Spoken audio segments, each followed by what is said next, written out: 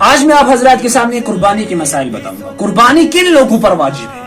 قربانی کرنا ہر ایسے شخص پر واجب ہے جو مسلمان مقیم ہو، یعنی شرعی مسافر نہ ہو، اور ضرورت اصلیہ کے علاوہ بقدر نصاب مال کا مالک ہو، خواہ مال نقدی ہو یا اسباب۔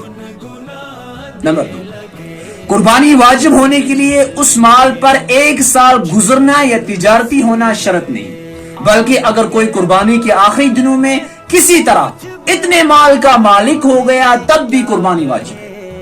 اسی طرح اگر 12ویں ذی الحجہ کو سورج ڈوبنے سے قبل مسلمان ہو جائے یا مسافر مقیم ہو جائے اور وہ بقدر نصاب مال کا مالک بھی ہو تب بھی قربانی کرنا واجب ہے۔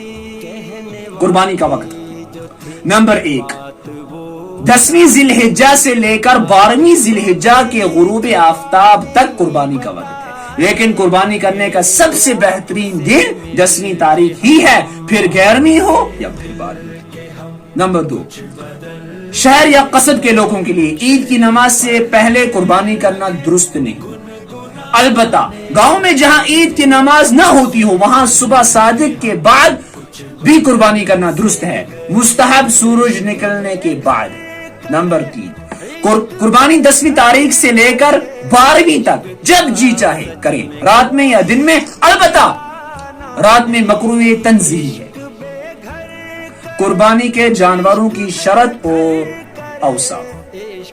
نمبر 1، شرعی طور پر بھیڑ، بکری، دمبا، گائے، بیل، بھینسا اور اونٹ کی قربانی درست ہے اور کسی جانور کی درست نہیں۔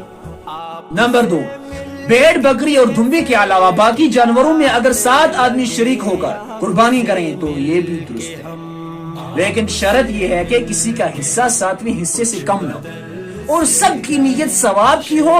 اگر کسی کی نیت گوشت کی ہوگی یا کسی ایک کا بھی حصہ کم ہوگا تو ہرگز کسی کی طرف سے بھی قربانی نہ ہو۔ نمبر 3، قربانی کے لیے جانور کسی نے اس نیت سے خریدا کہ اگر کوئی اور مل گیا تو اسے بھی شریک کر لیں گے، خریدنے کے بعد کچھ اور لوگ مل گئے ان کو بھی شریک کرنا درست ہے، اور اگر خریدنے کے وقت یہ نیت نہ تھی بلکہ اپنی ہی طرف سے پورا جانور قربان کرنے کی نیت تھی اور خریدنے والا امیر آدمی تھا یعنی اس پر قربانی واجب تھی تو اس کے لیے دوسرے کو شریک کرنا جائز ہے مگر بہتر نہیں، لیکن اگر خریدنے والا غریب آدمی تھا یعنی اس پر قربانی واجب نہ تھی تو اس کے لیے دوسرے کو شریک کرنا جائز نہیں۔ نمبر 4، اگر قربانی کا جانور گم ہو گیا اس کے لیے دوسرا جانور خریدا، قربانی کا جانور کیا ہو گیا؟ گم ہو گیا، اس کے لیے دوسرا جانور خریدا، پھر پہلا بھی مل گیا تو امیر کو ایک ہی کی قربانی واجب ہوگی اور غریب کو دونوں۔ نمبر 5، جس جانور میں 7 حصے دار ہو تو گوشت بانٹتے وقت اندازے سے بانٹے۔